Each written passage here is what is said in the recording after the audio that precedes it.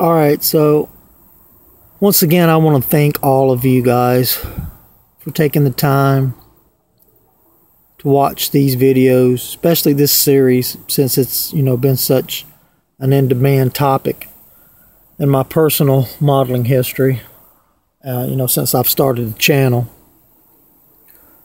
It's a beautiful day. Thought I'd,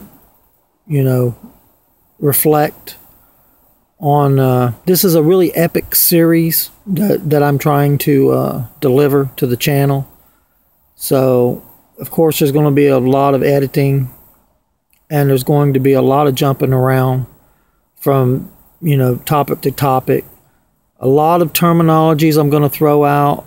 Sometimes I might misspeak, but it's not my intention to confuse anyone. My intention is to try to be clear and show you the techniques that I use to achieve, my stances. All of these techniques, it's like when I'm building, you'll have there's variables is the best way to describe it. There's variables and there's options to each and every process and technique that I employ. Okay. And just because I'm speaking of different terminologies in real world scenarios does not mean that I'm applying it to the model. Okay. But sometimes I am.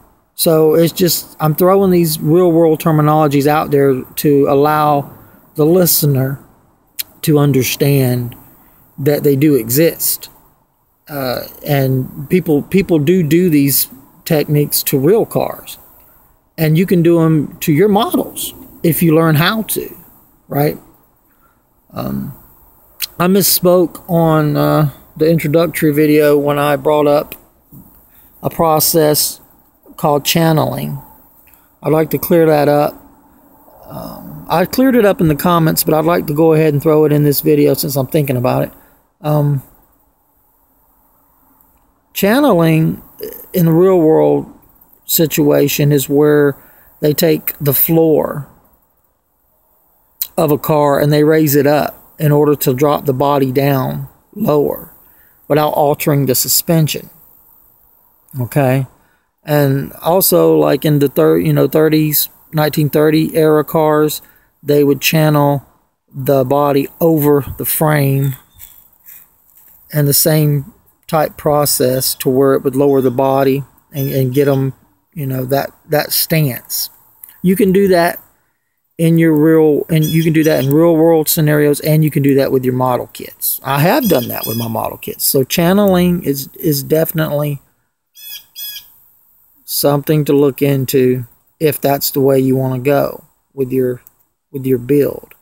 It's a very difficult process, and it would take a highly skilled person to do it.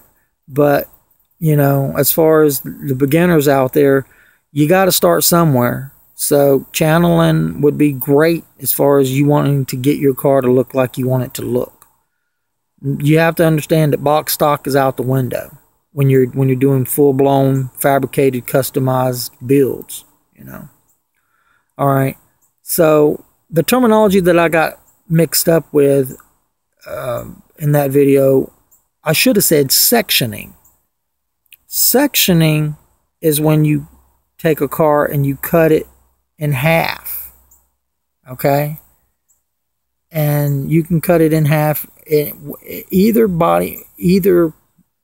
area of the body panel that the fabricator decides. They'll figure it out, like I'll cut it here at the body line, or here at the body line, or up here on the quarter panel, or over here on the top of the fender. Whatever way they decide to do it, to section the door and everything, they'll do it. And that will drop the body down on top of itself, which I understand this is like a very complex procedure and way out there, but it's real world situations, what I'm saying. It does exist. It's been going on for decades. And you can do it to your model if you choose to figure out, how to go about doing it. That's another way to get a very unique one-off piece that nobody has. And that's what we're building here. We're building, you know, art, one-off art pieces. Okay. But you can apply it to your, you know, your everyday modeling just as they apply it to everyday, you know, custom real world 1/1 car scale builds. Okay. So there's sectioning, there's channeling, okay, and then there's also chopping. All right, I want to go back with the chopping of the top, but there's a technique in real world situations where they'll take, you know, 1, 1.5, 2, 2.5, up to 3 inches, whatever. Okay, there's no rule book. It's just what do you want to do, and then you do it. But the process is they'll take a section out of the pillars here, and then they'll drop the top onto itself again, and then they'll fill it in, sand it, you know, do the body work, get it back in the primer, paint it up, and that gives the car a very low, mean looking stance in itself. So chopping the top, you know, it's a radical maneuver, but there again, if you study it and you employ it in ways in your models, you can get very, very interesting individual pieces.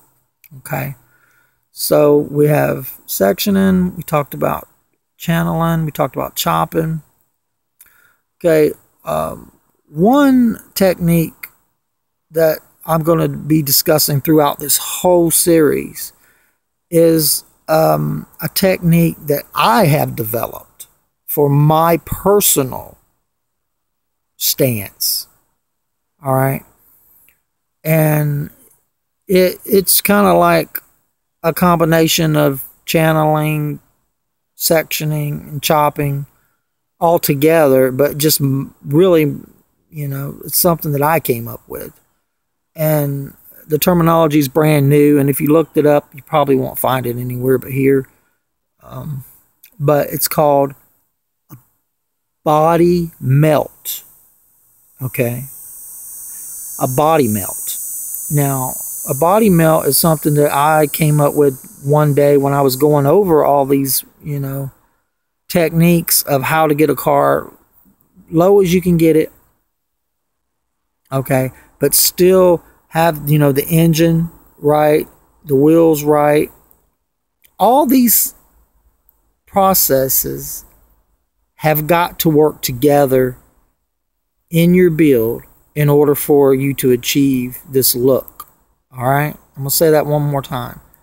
All of these processes that I'm discussing, they all have got to work together, okay, in conjunction with one another in each component, depending on the build you're building, in order for you to achieve the look you're after, right?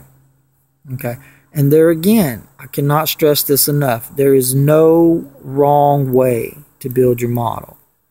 You just need to build your car the way it makes you happy. If you stick to that golden rule, you can't go wrong. You know, you build from your heart, and you build what makes you happy, and you build it the way it makes you happy. This series in no way is depicting this is how you do, you know, this is how you do it.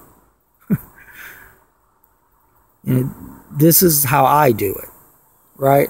So take away from this series what you will, and understand that there's no wrong way to build your model, guys. All right, so I hope I cleared up some of those terminologies. I will get into, when I get into the episode of, you know, chopping, channeling, sectioning, and body melts, I will go into more further detail about how that is actually achieved. So stick around, guys, because this series is blowing my model mind. Peace and love to all. So I'm going to speak about different terminologies. I'm going to speak about different processes. I'm going to speak about options. I'm going to speak about variations. There's going to be, of course, creativity. Listen, the more creative you can be in your build, the better. Always challenge yourself, regardless. Okay? All of the tools in the toolbox are at your disposal. All right. So I want to hit on a few areas that need to be taken into account when you're laying your model. Your rear window, okay, your back glass.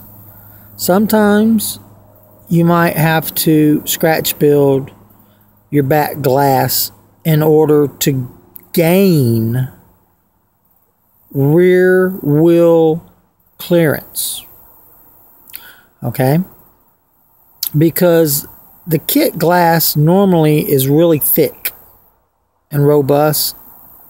Sometimes, depending on the build, you can get away with using the kit glass, which this is kit glass right here. So the way I'm actually designing and engineering the rear wheel suspension setup and also the wheel rim combination will allow me to use the kit glass. But normally, generally speaking, I always know going in that I am going to have to probably fabricate, and scratch build my back glass, just as the windshield sometimes, because the windshield will also interfere with clearance as far as the dash goes, the engine goes, especially if you're building something that has, a lot of high-rise intake manifold systems, carbs, blowers, setup systems, all that. So the glass has got to be taken into account.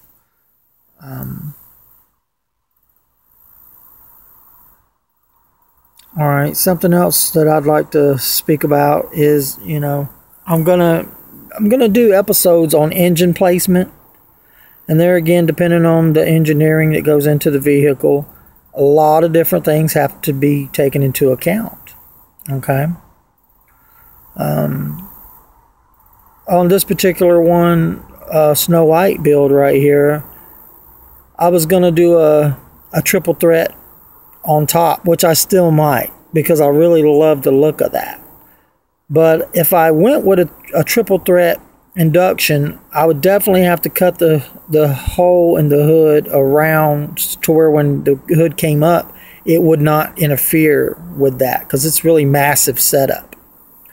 Now, one way to get away from that design is to engineer it the way the hole is now, keep the horizontal intake going up straight, and do 2 velocity stacks on top of the carbs with, the linkage setup. That way, when the hood comes up, right now, the way it sets, it would come up and not interfere with the hood. There again, depending on your creativity, depending on your design theory and what you're looking for, you can build this car any way you see fit. That's the beauty of modeling, and building.